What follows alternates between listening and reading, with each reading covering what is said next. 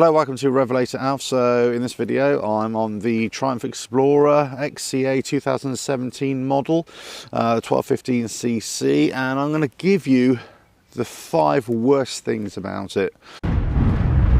RevelatorAlf. Which I've sort of found over 2 years riding it. A lot of road riding, yeah, but predominantly 60-70% are off-road riding as well. So, number one pet peeve about this bike is this gear selector lever here. So whilst it's intelligent in that it's remote linkage to the actual input into the gearbox, it's just too exposed and it's too weak.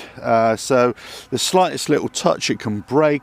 It breaks at the pivot point here, at the pinion point, and it bends, and also it's like got a rubber sleeve as well, whereas on the XCa variant you've got these off-road style pegs, you've got the off-road style rear brake pedal. Here you still got the rubber sleeve. They've kind of mismatched it there, so that's one of the worst things about this bike. Don't particularly like that. Now again, the overall bike is really good, but the suspension on it, it's all electronic. It's got this TSAS, which is Triumph semi-active suspension. Now whilst it is good in itself, it's kind of limiting because you can't really fine-tune it to where you really want to, and in terms of compression, preload, rebound, you kind of have to go with their designated settings. There are like 9 settings on 3, 2 or 3 main settings as well. Watch my other video for the TSAS.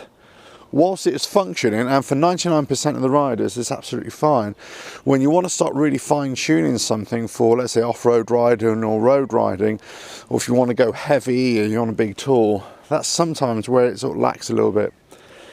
The other thing with it is that it throws at faults quite a lot on that TSAS. There's lots of sensors on there, and every now and again it just throws off a fault. So I'm not 100% convinced by it, although it has functioned rather well. I'd still prefer to have it electronic, but also have the capability of manual control as well. That'd be much better. Okay, so number 3. Now this is a general thing about the bike itself. Not so much the bike, but the way it was delivered and the way it kind of build quality as well. There have been so many things I've had wrong with this bike, you would not believe. For a brand new bike, for the amount of money that I paid, I thought I was buying a bike that would be a lot more robust than it was, but it wasn't. When I first had it, the headlight filled up with water, and apparently that was okay. Don't think so. You got these fog lights here, which are actually really useful, when you're off-road and you want to light up peripheral vision a bit more. They're all on the, on the skew-if, they weren't even put on right. I had panels that weren't even screwed on properly. Clutch lever here that, fell off as I was riding, wasn't even put on properly.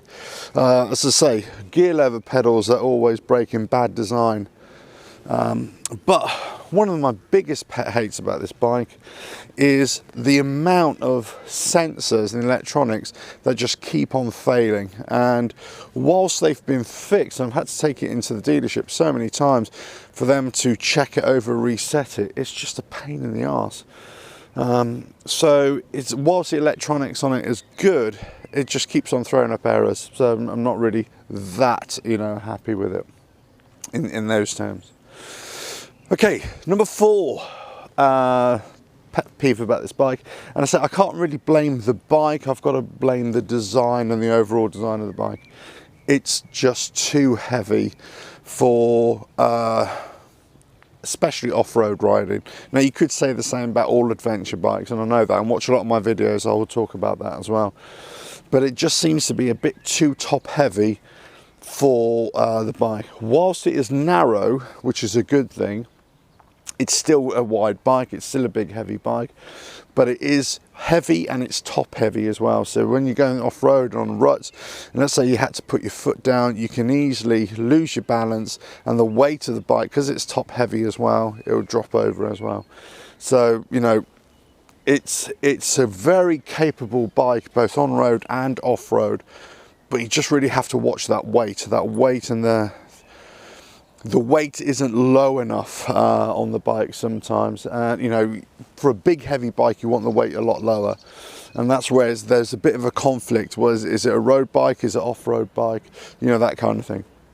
So, but my number one pet peeve about this bike, and I've got to say, I wasn't really that impressed with it right from the very start.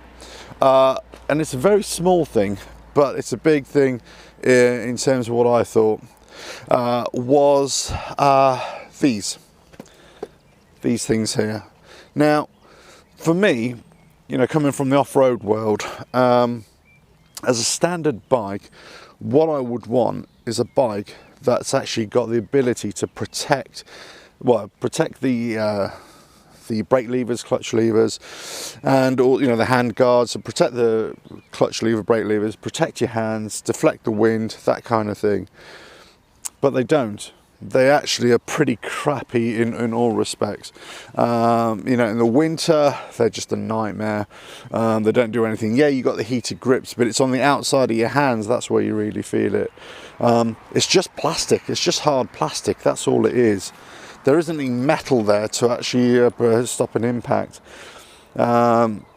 The amount of times these have been bent because I've just flicked like a tree branch or something like that, even as a minor one, you can see all the scratches there, and that's basically just from, not from dropping the bike or anything, that's just from general scraping against trees and everything like that. So whilst there is a certain amount of protection there for a bike that's supposed to be able to go off-road,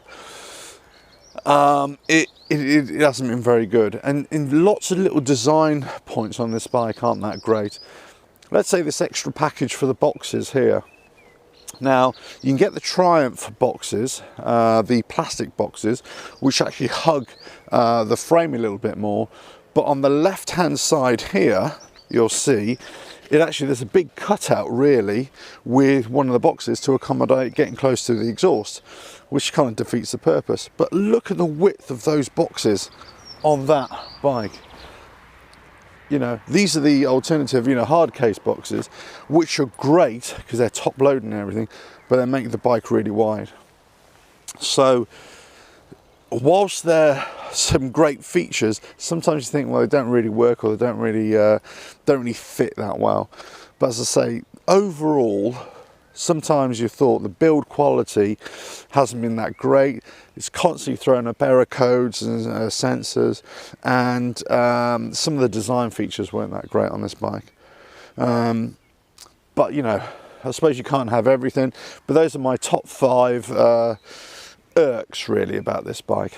Anyway, hope you found that useful at least. Check out the website RevelatorAlf.com. Subscribe to the channel, that's really good, and check me out on Patreon, RevelatorAlf as well. I appreciate the support there. Lots more videos coming out about this bike, and the full 3-year review coming out as well soon.